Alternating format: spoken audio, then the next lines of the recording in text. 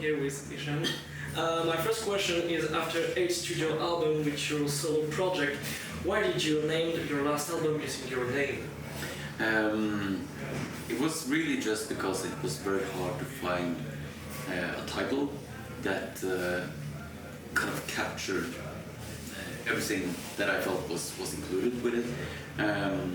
Because, of course, the intention was all along to make these two versions of the album, an orchestral one and the metal one, and the two versions also follow two separate storylines that are also intertwined. Don't have to accompany, hence it was very hard to find a title that could go with both. And at the same time, when I came to that kind of dilemma, I thought that, well, it's kind of back to what I've always been doing, you know, metal guitars and orchestral soundtrack inspired music. It's kind of where I come from. So if any opportunity, you know, a lot of artists have one self-titled, it's either the first or somewhere down the line. That's this is a good opportunity as any. Okay. Could you talk about the symbolism present in your album and how do you link symbolism in your music? Well, I think doing this kind of music, of course, we come back to the same kind of human existential dilemmas, you know, and it's always interesting to find, at least I find, you know, some kind of conceptual world. You know, for an album I did called Arctis, I kind of placed all the lyrics within that imagery, you know, and then you kind of channel these more abstract, but still existential kind of emotions through that filter, if you will. And this time it was, you know, a lot of the juxtaposition of Apollo and Dionysus, that whole kind of ancient Greek antique way of seeing things, and so everything was put through that filter. So that's it. Just all these kind of symbolic worlds, I think, in a sense, lends a new perspective, you know. And also maybe explain to you the motive of the stag, the deer, in this album, or maybe in your entire music career. I think it's just that I have this fascination for antlers, you know, and I guess that, you know, goes back to my early beginnings, you know, with black metal and horn stuff. but also I think you know, the deer and the you know, the nature and natural way of things, the kind of natural pride of deer and the stag, you know, it's also a very symbolic animal, and also this thing with antlers being symbolic for like an expansion of the mind and things. So it kind of covers, again, so many associations that I find inspiring. And do you see the nature as a catharsis? For sure. I mean, that's what natural, you know. And spending time in nature. I mean, we're a multi-dog household, so we spend a lot of time outdoors and in the forest and everything. And you know, it's really, you know, that in itself is very cathartic, I would say. But and it, you know, it keeps you grounded. I like stuff that, you know, grounds you to what is real. You know, especially in this day and age with all the computers and social media and everything, it's probably even more important to look to what is natural. Yeah, sure.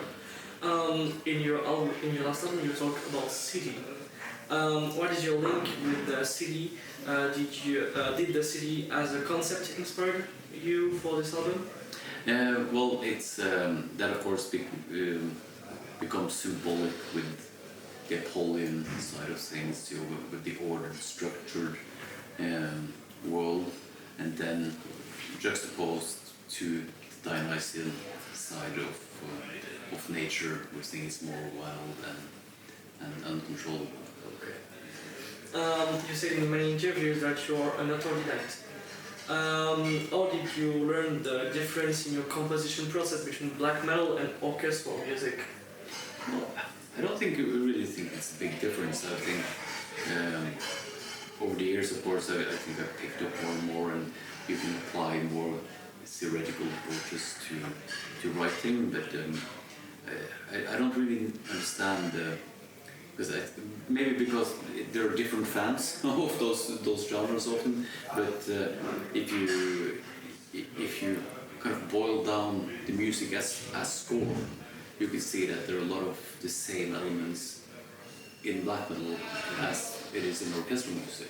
And I'm sure if you played some of old Jerry Goldsmith or something and arranged it for guitars and bass and everything, it would sound very black metalish, with the tonality and everything. And the same thing if you listen to Black Sabbath, Born Again, with Disturbing the Priest. If you listen to how Tony Iommi uses the guitar in the breakdown section in the whole middle part there, it's almost like you can hear in the music that the intent of what kind of atmosphere you want to create is the same. So it's really a matter of genre is often a matter of arrangement and instrumentation rather than the music itself. And I guess that was some of the challenge that I wanted to explore with this album. So as I've said in many interviews, I wrote everything just with piano sounds, all the music, and then the bass parts went to the bass guitar, but it also went to tubas and trombones and contrabasses, and the guitar parts went to the upper part went to guitars, and maybe some melodies went to guitar and flutes, and so it's just a matter of and the idea was to put them together and have the orchestral parts elevate the metal production, but I wanted it to write them in such a way that they could also function individually as their own thing. And everyone who listen your album, especially the last one, said that your music is made for a film. Have you ever done a cine concert? And if it's not the case, for which movie would you like to do a presentation? It's always been kind of an ambition of mine or dream to be able to write for film or TV series or something like that. I mean, ever since the early days with Emperor and everything, it's always we were inspired by horror movie soundtracks and probably listened to that just as much as we listen to metal. Yeah. So I have a strong passion for both. But of course, doing what I do, there are so many, super talented people who can already do that kind of orchestral mock-ups and everything. So that's a whole different world. But maybe I get an opportunity someday. I hope. What is your own definition of being an artist?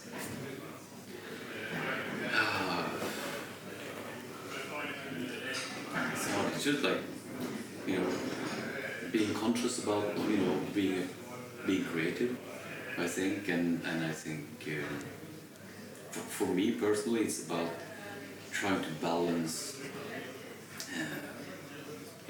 being at the center of your art as it is with bands and such, and try to create that natural distance, which I think is interesting, and to be as little about ego as possible, and just try to channel the best possible music you can do, and that is also very individual. I'm not sure if I answered this very very concretely, but it's a very abstract thing. But I think the best things, how can I say it? I don't really know. I'm very humbled to the fact that I've been able to do this for such a long time, and this has been the big part of my life that I can have as my job as well, and spend so much time doing what I love.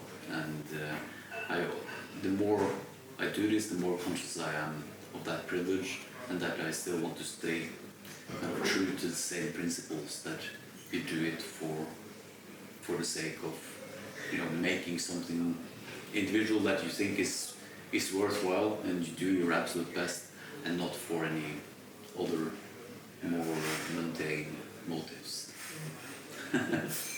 And do you see your music as a thing that evolving in time, or just periods of your life?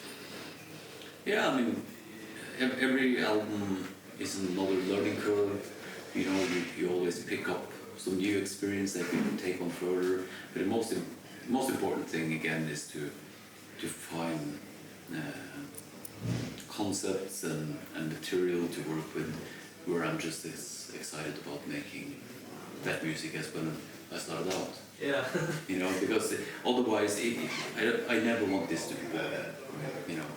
So I think people confuse this sometimes. Like I've been asked when I had saxophone in my music and everything, like, oh, do you do that to provoke? Because people have different expectations, and then you have saxophone, and then you do these other things, and I never do anything to provoke or try to.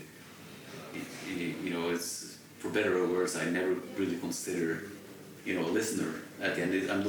I'm not making product, if you will. I'm not trying to suit a certain market. I make stuff, and sometimes people like it, and I get to do it again. Yeah. that's because you can never calculate these things, and I know that from my background as well. I mean, people assume that Emperor was a huge success, in the beginning. Of course, it wasn't. People hated what we were doing. The big magazines, they absolutely slaughtered the first Emperor albums. It was very, very underground, and everybody thought that we were ridiculous. Yeah. And it's just after, then many years passed, and then people, now something important. So you never have any control of how people view it. It's the same music, it's the same albums, and so one period they say, oh, this is shit, and then 15 years later, it's so important, blah blah blah, and you can't relate to that, because you're never in sync with that. So it's better or worse, a very solitary experience. Okay. Yeah. So many thanks for calling me this interview. Could you tell us your last word for all listeners? Yeah, but then I hope I don't have to try and pronounce anything in French. Oh no, don't worry. No, but thank you so much for having me on your show, and I very much look forward to playing my last show of 2024 here in France. So, and I hope to come back to France soon again, because French fans have always been very generous for me, both with Emperor and my solo things. So I really appreciate that. Thank you. Thank you.